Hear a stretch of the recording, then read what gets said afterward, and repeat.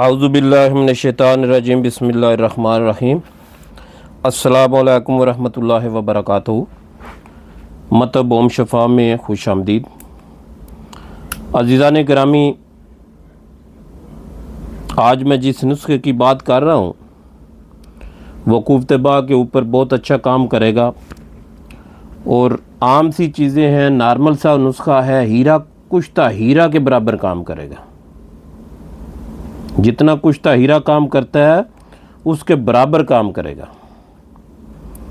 तो इंशाल्लाह आप बनाएं, फ़ायदा लें और दुआओं में याद रखें। नुस्खा कुछ इस तरह है।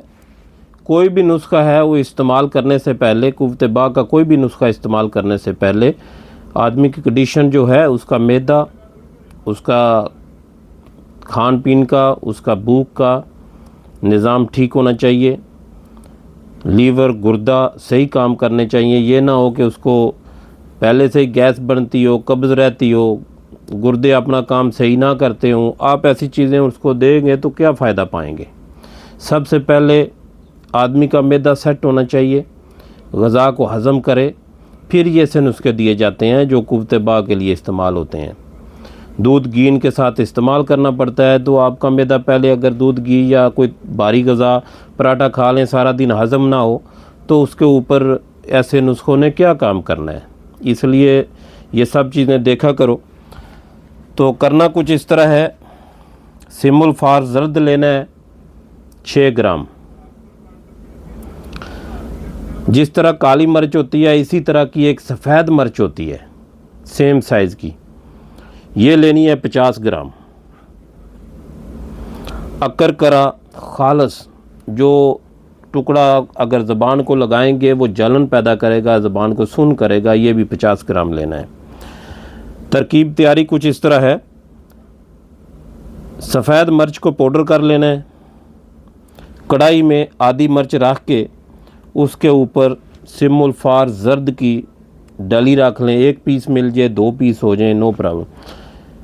6 ग्राम रख के दूसरी मिर्च का पाउडर ऊपर दे के हल्की आग के ऊपर रख दें। जब ये राख हो जाएगी, काली मिर्च जल जाएगी, तो आपने क्या करना है, बमाए राख इसको खरल कर लें।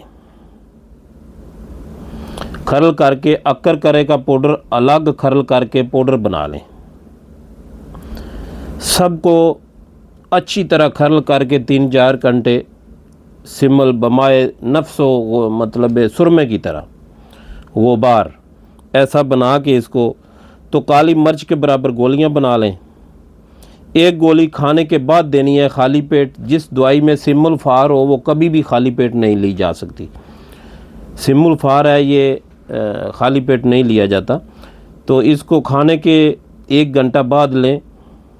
दूध से, मक्खन मलाई, दूध घी ज़्यादा इस्तेमाल करें। इंशाअल्लाह अल्लाह के हुक्म से पहली खुराक काम करेगी कि जिस्म में कैसे करंट आता है। आप खाएं, दुआओं में याद रखें। अस्सलामु अलैकुम वरहमतुल्लाहि वबरकातुहू।